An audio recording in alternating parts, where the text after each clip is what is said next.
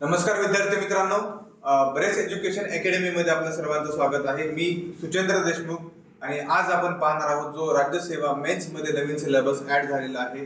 त्याच्यामध्ये जो optional paper आहे म्हणजे वैकल्पिक विषय ऍड झालेला आहे, त्याच्यामधला एक जो पेपर आहे त्याला आपण म्हणतो PSIR म्हणजे political science and international relation, म्हणजे आपण त्याला मराठी म्हणतो राज्यशास्त्र व आंतरराष्ट्रीय संबंध. ओके, तर आपण डायरेक्टली तो सब्जेक्ट पाहणार आहोत. त्या सब्जेक्ट मध्ये बऱ्याच मुलांचा कल हा सब्जेक्ट घेण्याकडे आहे, PSIR घेण्याकडे आहे. मला बऱ्याच जणांचे मेसेजेस किंवा कॉल आलेले आहेत, त्यांनी सांगितलेले आहे सर PSIR बद्दल एखादा व्हिडिओ काढा. ओके, त्या अनुषंगाने मी तुम्हाला आजचा हा व्हिडिओ घेऊन आलेलो आहे. तर आपण आज पाहणार आहोत PSIR जो सब्जेक्ट आहे, जो ऑप्शनल सब्जेक्ट आहे. त्याच्यामध्ये पेपर जो फर्स्ट आहे, प्रत्येक ऑप्शनल सब्जेक्ट मध्ये दोन पेपर आहेत, पेपर फर्स्ट आणि पेपर सेकंड. ओके, सिलेबस हा दोन पेपर मध्ये डिवाइड झालेला आहे. आज आपण PSIR म्हणजे पॉलिटिकल सायन्स आणि इंटरनॅशनल रिलेशनचा पेपर फर्स्ट पाहणार आहोत. त्या पेपर फर्स्ट मध्ये सिलेबसचं आपण डिटेल अनालिसिस करणार आहोत. तर आपण आज तो सिलेबस पाहूयात. हा आपला सब्जेक्ट आहे आणि आपला जो ऑप्शनल विद्यार्थ्यांना बऱ्याच माहिती नाही, जो ऑप्शनल सब्जेक्ट आहे, जो वैकल्पिक विषय आहे आपल्याला MPSC मेन्स मध्ये, तो वैकल्पिक विषय हा टोटल 500 मार्कांना आहे. म्हणजे खूप मोठं वेटेज असं वैकल्पिक विषयाला दिलेलं आहे. प्रत्येक वैकल्पिक विषयाचे दोन पेपर आहेत, पेपर फर्स्ट आणि पेपर सेकंड.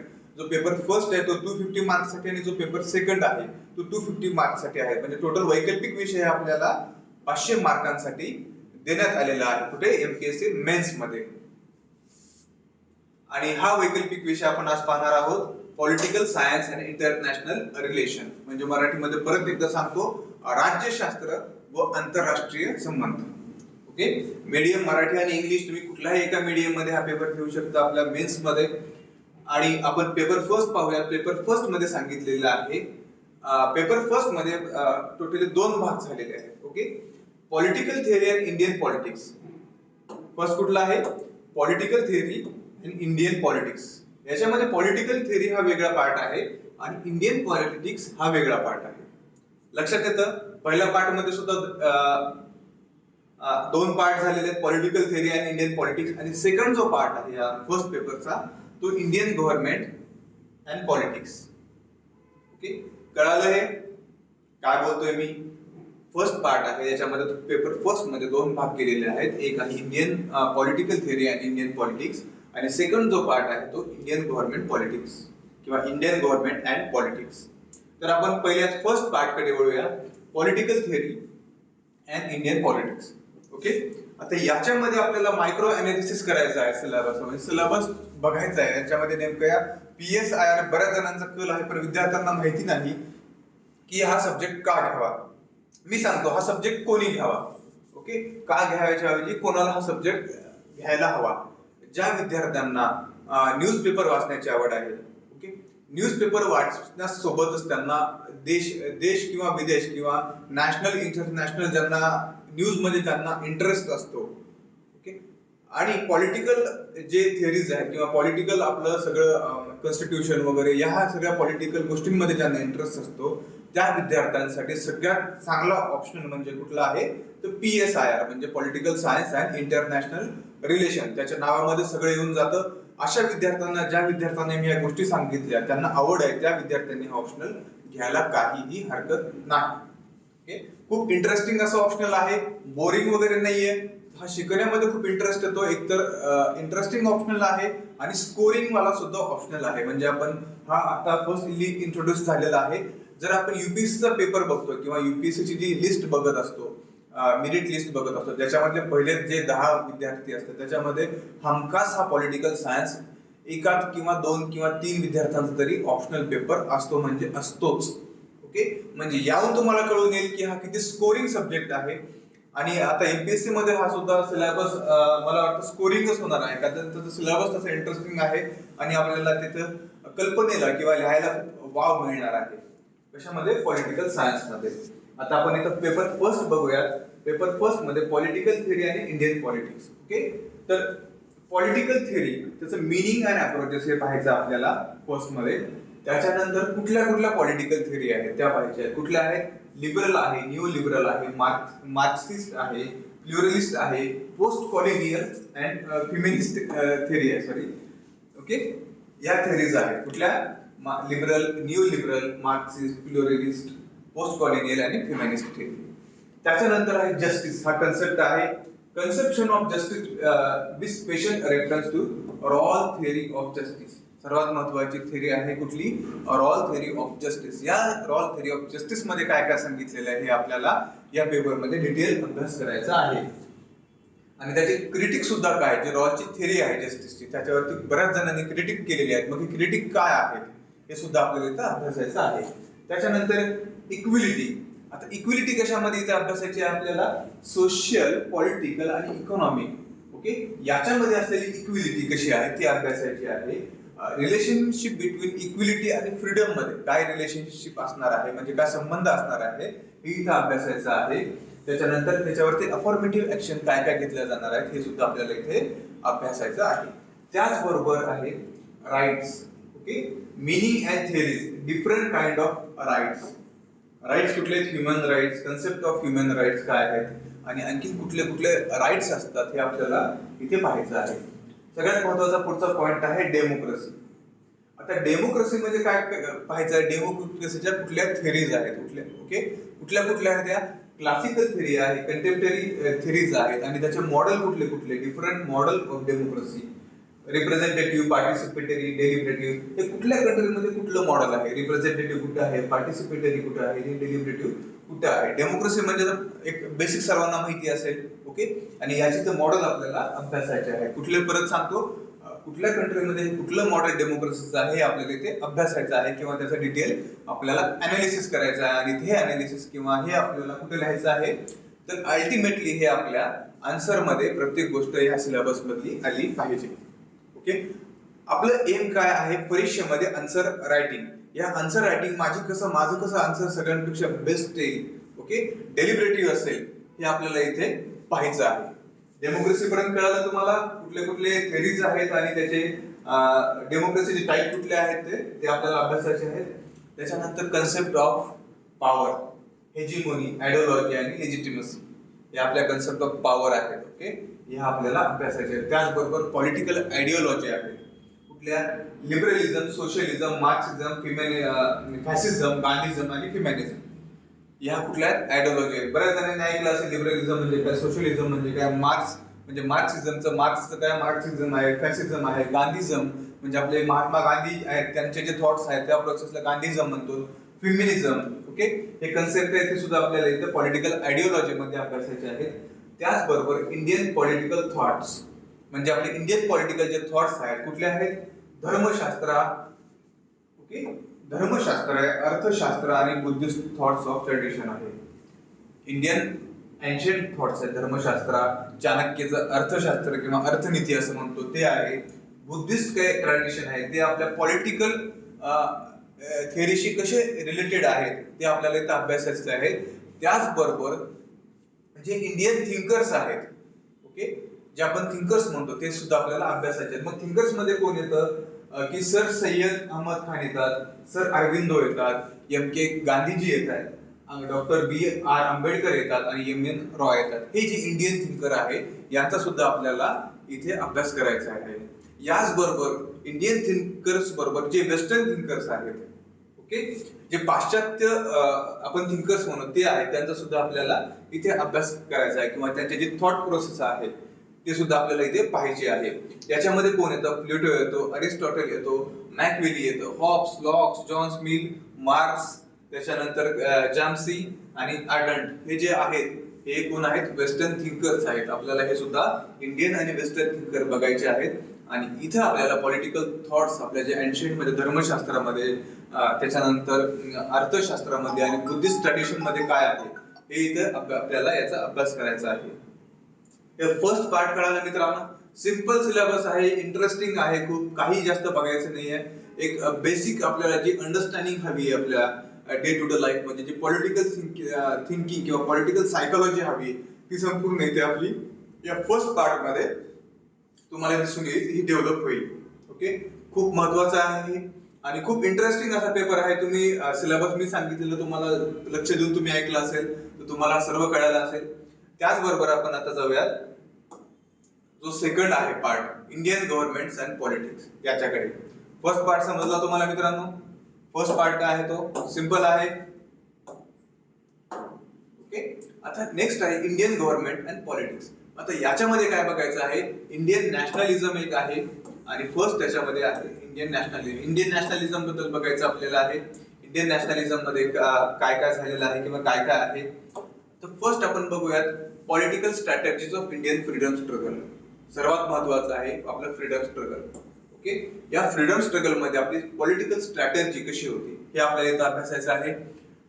त्याचबरोबर कॉन्स्टिट्युशनलिझम टू मास सत्याग्रह. मास सत्याग्रह केला गांधीजींनी, ओके, ते बघायचं आहे. Non cooperation movement, civil disobedient movement, militant and revolutionary movements, peasant and workers movement, ह्या ज्या प्री इंडिपेंडेंट इरामध्ये आपल्याला ज्या मुवमेंट झालेल्या आहेत, या आपल्याला सर्व मुवमेंट इथं अभ्यासाचं आहे. थोडंसं हिस्टॉरिकल येतं आणि पॉलिटिकल सुद्धा आहे.